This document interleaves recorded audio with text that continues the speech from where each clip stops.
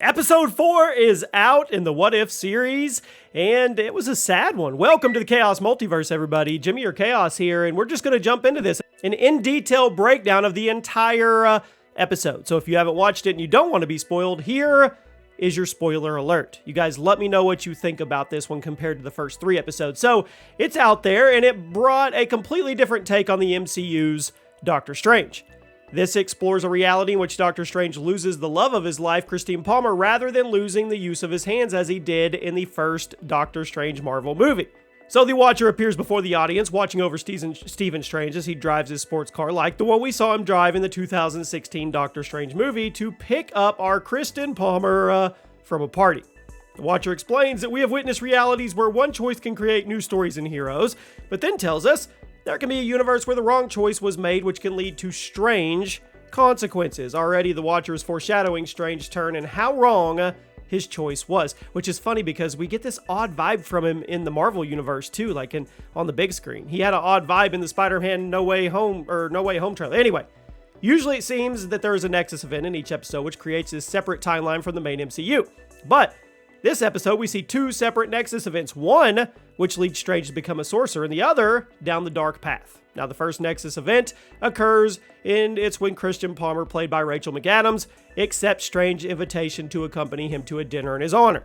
Strange takes the same route he did in the original timeline on the way to dinner, and as they're driving, Palmer asks Strange if he has his speech prepared. He then denies it, but she presses on and states that he can't wing it.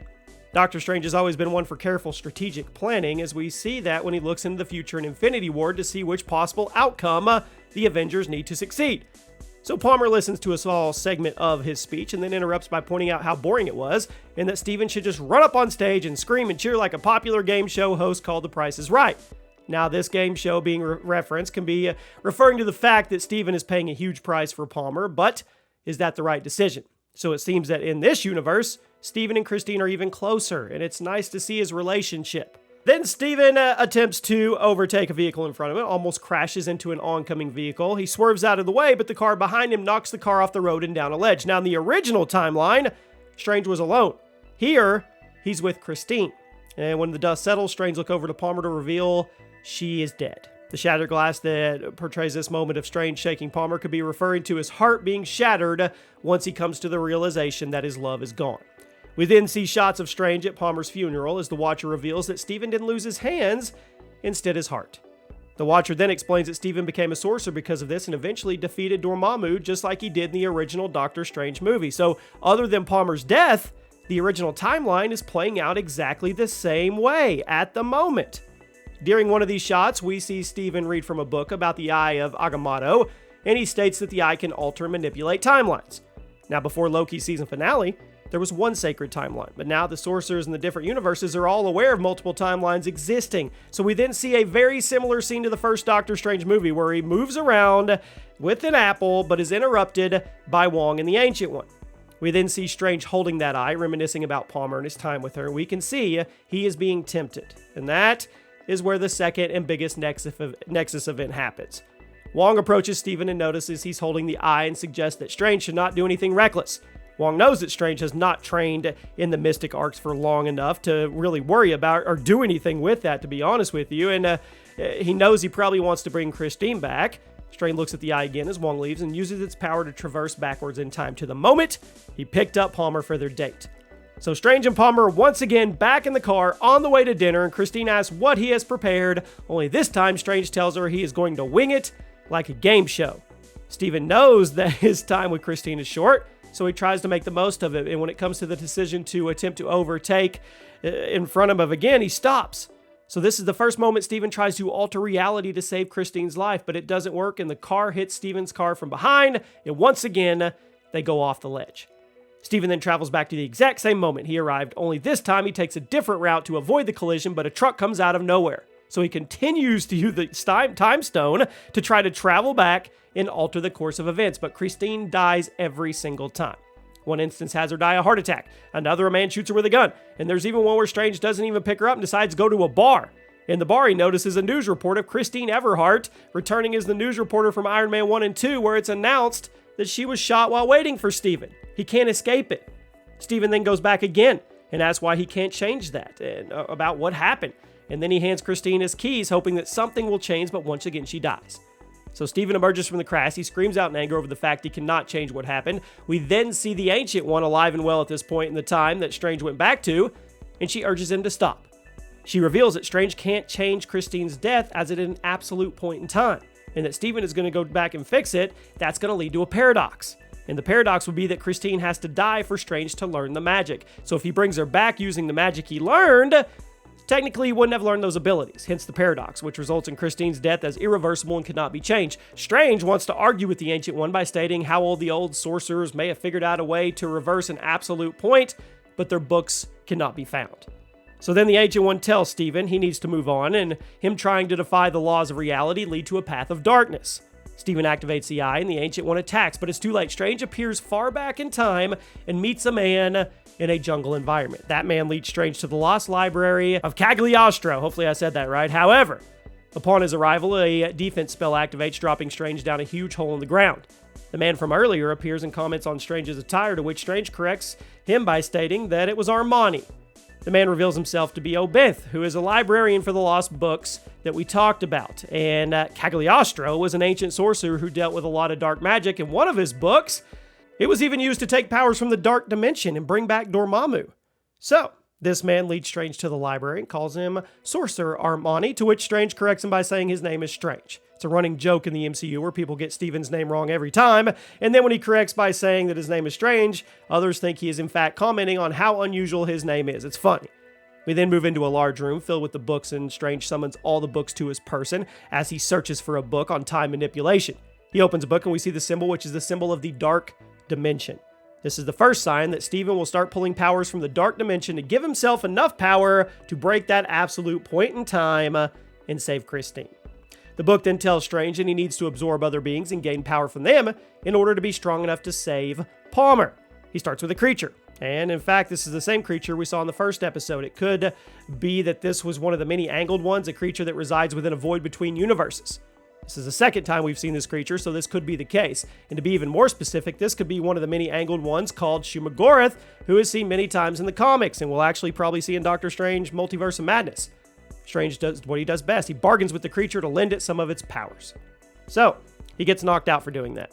And then he's nursed back to health and explained, too, that he cannot bargain with mystic creatures as their powers are not meant for men.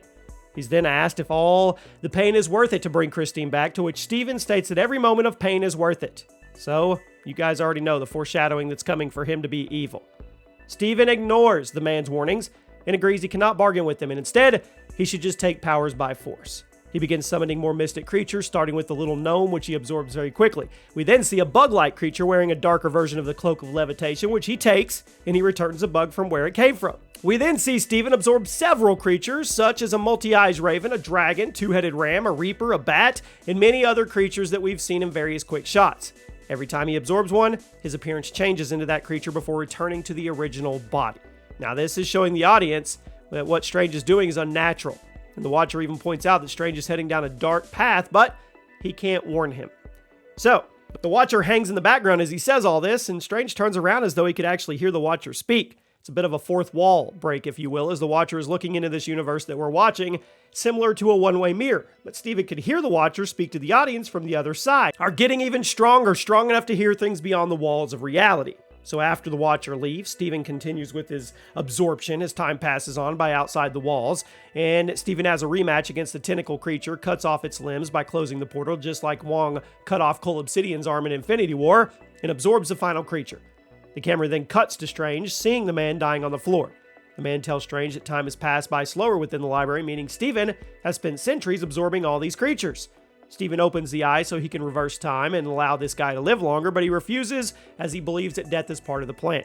Strange then tells the man he can't accept that fact, and on they go. We then cut back to Stephen at the Sanctum where Wong warns him not to do anything reckless, only this time he listens. This is the second Nexus event of the episode. The first Nexus event was Palmer and coming with Strange to the dinner, which resulted in her death. The second is Strange's decision to try and change Palmer's death.